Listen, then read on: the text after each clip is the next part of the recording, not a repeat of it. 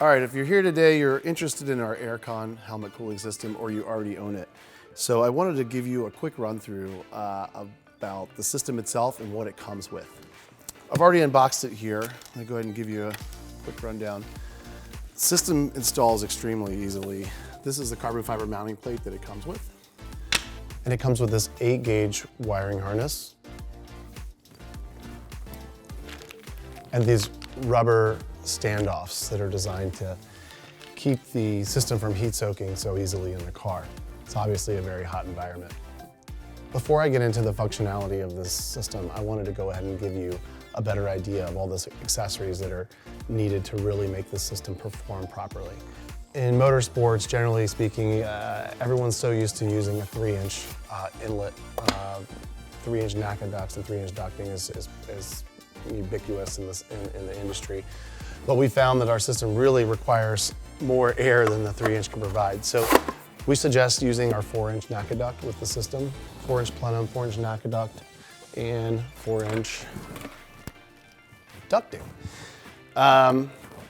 It can be used with the 3-inch ducting. The only thing you'll find is it's too restrictive, and you'll have to use an inline blower in order to get enough airflow through the system and keep the condensing unit cool. So I wanted to continue with the best practice, best way to actually install the system, and that's going to be ducting it with the 4-inch plenum and 4-inch NACA duct. Let me move this out of the way. We have some 4-inch ducting here just for that 4-inch ducting here onto that plenum. And the way that plenum stays on is once you install it into the car here, into the base plate that's installed in the car, and you latch in with these two locking pins here, the plenum's locked in, it stays in because it's only able to be removed by sliding it down, which obviously you have to lift the system out in order to do that. We really like the Fluid Logic and Maglock products in conjunction with our aircon system. The tubes are extremely lightweight and they're extremely flexible. When you hook them onto your helmet in the car, you don't get the weight from the tube. It's extremely lightweight, and since it bends extremely easy, it's not pulling your head in any direction, which gets uncomfortable over time. Maybe not in 10-15 minutes, but after about 30 minutes, you can really start to feel that gravity, that weight, especially from the G's in the car pulling on your helmet. And these just attach so easily, they just twist right on. As far as accessories go that you need to purchase, the basic accessory kit would be our Maglock Air Kit. The Maglock Air Hose comes in 6-foot, 8-foot, and 10-foot lengths. And one more thing I wanted to show you that we have, because we do have a lot of Stilo helmet customers. We make a great Stilo adapter for the top of the helmet, which is great for the Maglock because it's a round fitting. I have a adapter here, actually, I'd like to show you. So you can see from the back, it's round.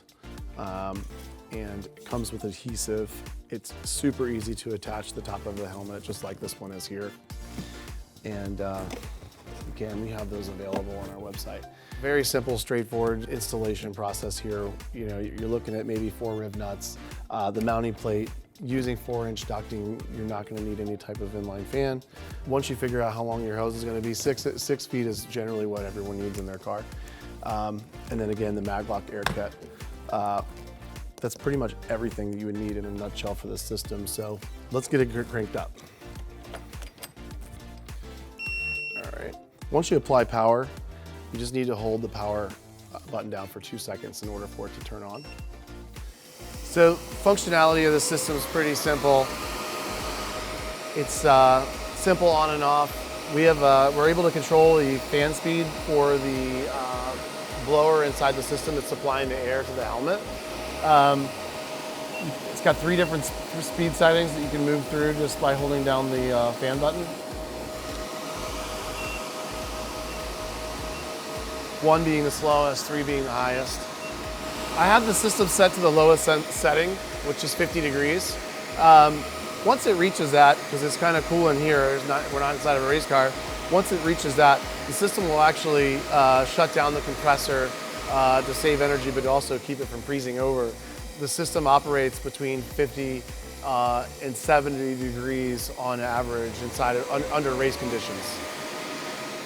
Also wanted to show you this remote that we have that's great for the aircon if you have it mounted in kind of an out of the reach or in an area you can't see in the car. It's actually really hard to see even when it's on the floor pan with your helmet and halo seats. So we designed this remote to attach to the dash.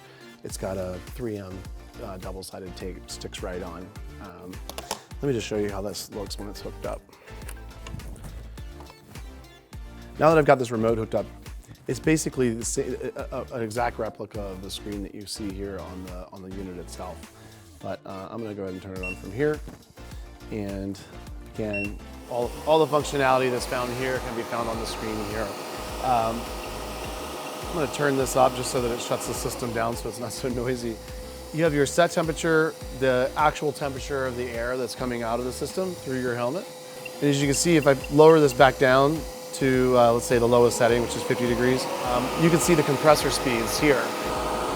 And you'll find that it's going to continue to climb as necessary, as it needs to get closer to the set temperature.